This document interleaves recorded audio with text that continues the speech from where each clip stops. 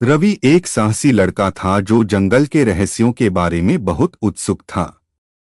उसका सपना था कि वह एक दिन जंगल की गहराइयों में जाकर उसकी आवाजों को सुने और समझे। गांव में अक्सर लोग जंगल की आवाजों को डरावनी और रहस्यमयी मानते थे, लेकिन रवि को उन आवाजों में एक खास आकर्षण महसूस होता था। उसे लगता था कि जंगल अपनी एक अद्भुत कहानी बयां करता है, बस उसे समझने की जरूरत है। वह जानता था कि उस रहस्यमय जगह में छुपी कुछ खास बातें हैं, जिन्हें समझने के लिए साहस और ध्यान की आवश्यकता है। एक दिन रवि ने तय किया कि वह जंगल की आवाजों का पता लगाने के लिए वहां जाएगा। वह अपना छोटा सा झोला लेकर जंगल में घुस गया। सूरज डूब चुका था और जंगल में हल्की सी खामोशी छाई हुई थी।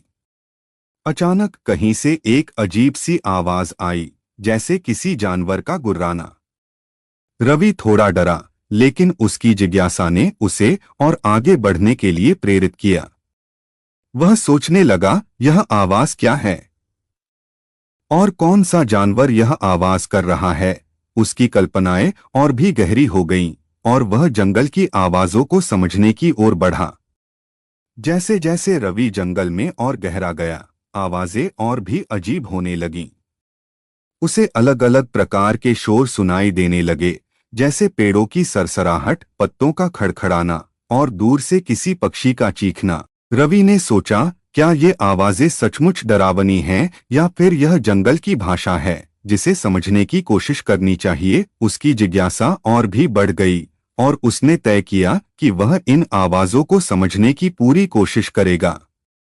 वह खुद से कहने लगा, यह सिर्फ जंगल की प्राकृतिक ध्वनियां हैं, जिनमें छुपे संदेशों को समझना है।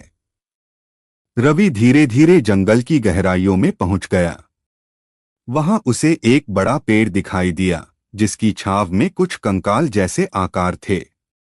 यह दृश्य देखने में काफी डरावना लग रहा था, लेकिन वह डरने के बजाय उसने ध्यान से देखा और पाया कि ये आकार सिर्फ पेड़ों की शाखाएं थीं, जो हवा के साथ हिल रही थीं। रवि ने उस क्षण को समझा और मुस्कराया। उसे एहसास हुआ, यह तो बस जंगल की आवाज थी, जो हमें गलत समझने पर मजबूर कर देती है। उसने सोचा कि यह हमारी सोच है जो किसी साधारण चीज को भी डरावना बना देती है।